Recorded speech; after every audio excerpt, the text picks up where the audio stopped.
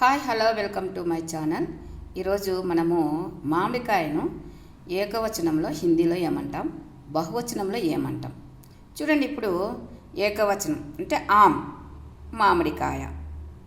బహువచనము కూడా ఆమె అనేది. అయితే పిల్లలకి ఒక డౌట్ రావచ్చు, ఏంటి మేడం ఏకవచనంలో ఆమె, బహువచనంలో కూడా ఆమె అని అంటారా అంటే, చూడండి హిందీలో కొన్ని ఒక్కొక్కసారి అదే విధంగా ఉంటాయి, దానికి కొంచెం డిఫరెన్స్ ఉంటుంది. అది నేను ఇప్పుడు మీకు చెప్పబోతాను. ఆమ్ అంటే ఏకవచనం, కై ఆమ్ అంటే బహువచనం. ఇప్పుడు తెలిసిందా మీకు డిఫరెన్స్?